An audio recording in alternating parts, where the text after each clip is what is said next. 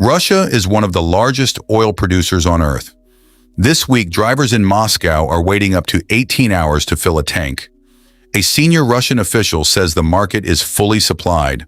Both of those things have been said about the same country in the same week. This is the Anglosphere report. Start with the distinction that explains almost everything else in this story. Having oil in the ground is not the same as having fuel in a tank. Crude oil has to be refined, processed through industrial facilities that separate it into gasoline, diesel, and jet fuel. Russia's problem was never crude oil reserves. It's what happens to that oil before it reaches a pump. Since early 2026, Ukraine has run a sustained drone campaign against Russia's refining system. 16 refineries were reportedly hit in May alone, at least 6 more in June. Named facilities include Saratov, which halted operations after a March strike.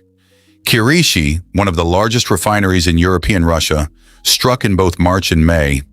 Norsy in Kstovo, which suffered repeated attacks including reported damage to a primary processing unit, the equipment that separates crude into usable fuel, and the Moscow refinery struck multiple times in June. Independent energy analysts estimate Russian refinery runs fell to roughly 3.6 to 3.91 million barrels a day in July, depending on the measurement, the lowest level in 2 decades. Gasoline output fell by around 25% compared with the same period the year before. The government's response has been export bans, an attempt to keep Russia's remaining refined fuel inside the country instead of selling it abroad. Gasoline exports, banned through the end of 2026.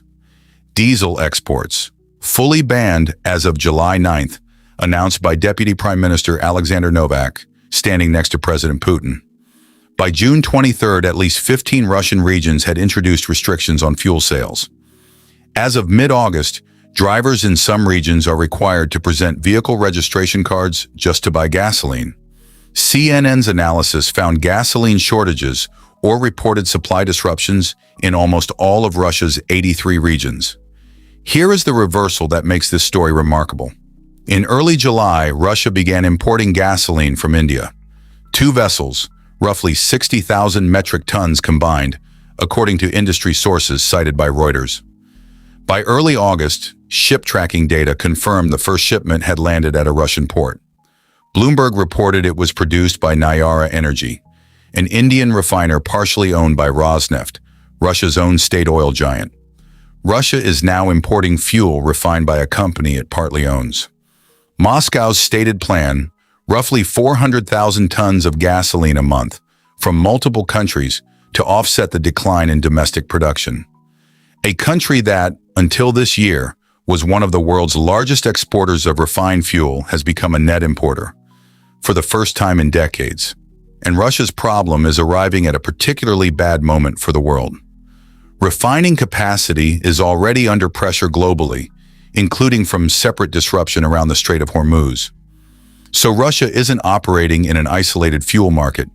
It's competing for refined product supply in an already tight global system, one where American and Indian refiners now have new commercial demand pulling toward them, and where tighter diesel markets ripple into shipping costs and fuel prices well beyond Russia's own borders. What happens next is genuinely uncertain. One industry source told the Moscow Times that repairing the Moscow refinery specifically will take at least half a year. Whether that holds, and whether further strikes occur before repairs are complete, is unknown. Russia has ample crude oil. That was never in question. What is now in question is whether its refining system can be rebuilt faster than it continues being disrupted. A country can hold enormous reserves of a resource and still be unable to deliver it to its own citizens. The vulnerability was never below the ground.